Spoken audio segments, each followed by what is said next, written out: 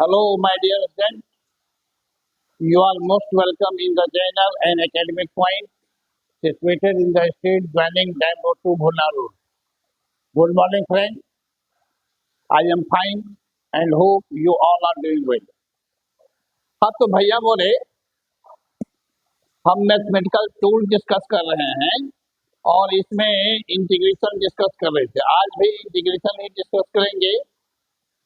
उसमें भी क्या डिफरेंट इंटीग्रेशन डिस्कस करेंगे।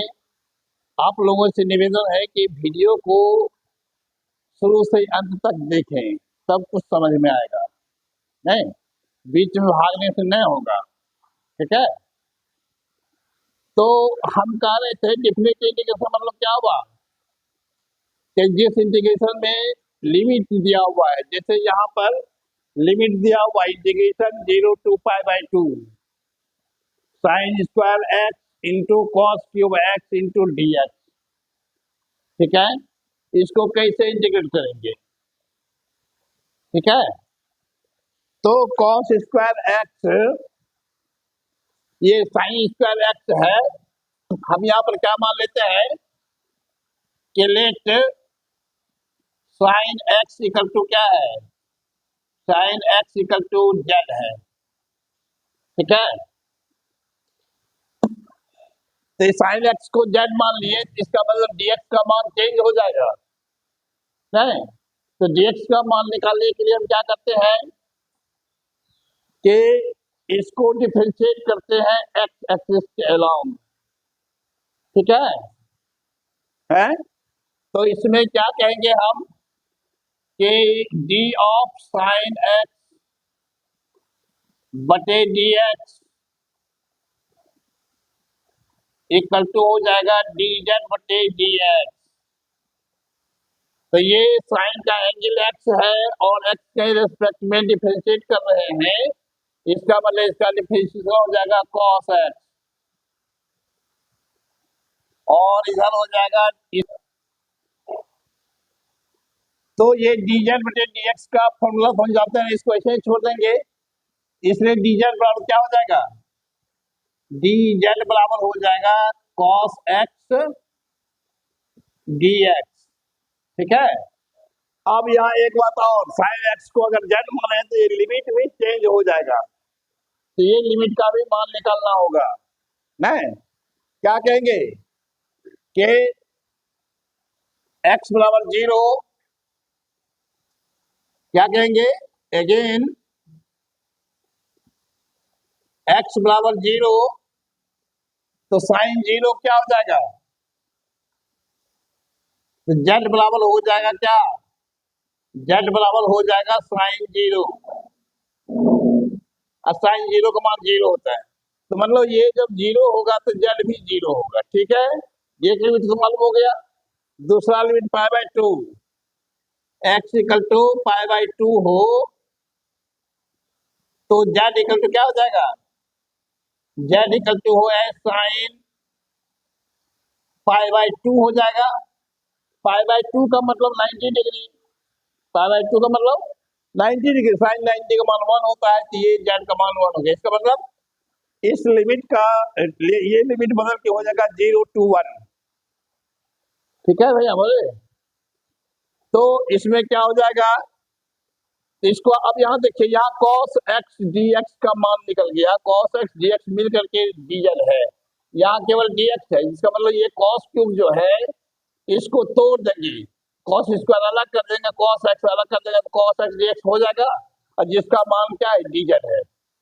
समझ गए भैया बोले, तो क्या लिखेंगे, इसलिए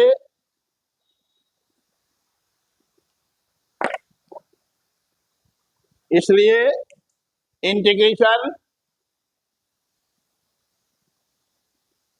इंटीग्रेशन 0 से 1 कर देंगे, साइन एक्स स्क्वायर का मान क्या हो जाएगा, जेड स्क्वायर हो, साइन एक बार लिखिए पहले कि sign square x into cos square x, यहाँ है कॉस क्यूब, लिखे कॉस स्क्वायर, एक तो कॉस एक्स और लिखना होगा, कॉस एक्स डी एक्स।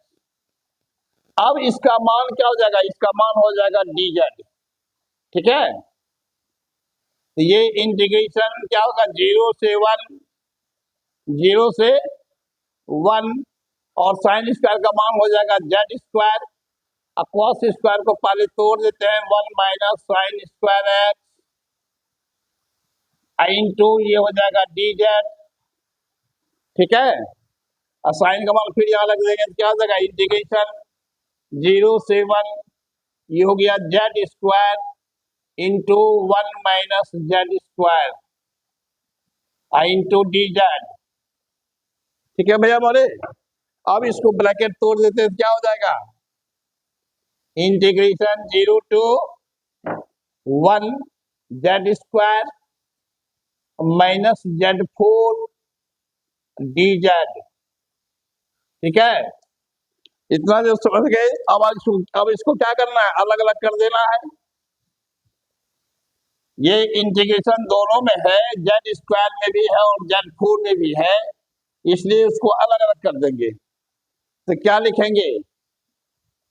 लिखेंगे, integration Z square D Z, limit हो गया 0 से 1 minus integration Z4 D Z, limit हो गया 0 से 1 तक। ठीक है, और इसका इंटीग्रेशन क्या हो जाएगा, जानते ही है कि पावर में एक जोड़ देते हैं, उसी से डिवाइड कर देते हैं, तो ये हो जाएगा जेड पर पावर 2 + 1 बटे 2 + 1। ठीक है, और इसका लिमिट हो गया 0 से 1 तक, माइनस ये क्या हो जाएगा, ये हो जाएगा जेड पर पावर 4 + 1 बटे 4 + 1, और इसका भी लिमिट होगा 0 से 1 तक। ठीक है, तो ये क्या हो गया, Z³ बटे 3, तो 3 को बाहर निकाल लेते हैं, 1 बटे 3, और Z का मान एक बार 1 लगता है तो 1 पर पावर 3 हो जाएगा, माइनस 0 पर पावर 3 हो जाएगा। ठीक है, और ये -1 बटे 5 को अलग कर लेते हैं, 1 बटे 5 को अब बाहर निकाल लेते हैं, तो ये हो जाएगा Z पर पावर 5, Z का मान 1 रखेंगे तो 1 पर पावर 5 और माइनस 0 पर पावर 5। ठीक है,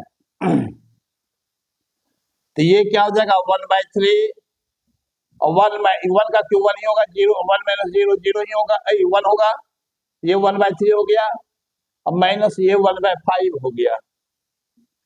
ठीक है भैया बोले, तो ये हो गया, इसमें 5 3 कैल्शियम 15 हो गया, यहाँ हो जाएगा 5 - 3 = 2/15। यही आपका आंसर हो गया इस इंटीग्रेशन। तो ये 2/15 यही हो गया आंसर इसका, इस इंटीग्रेशन का आंसर, और ये हो गया आंसर आपका। समझ गए भैया बोले, तो इंटीग्रेशन सब में कुछ है नहीं।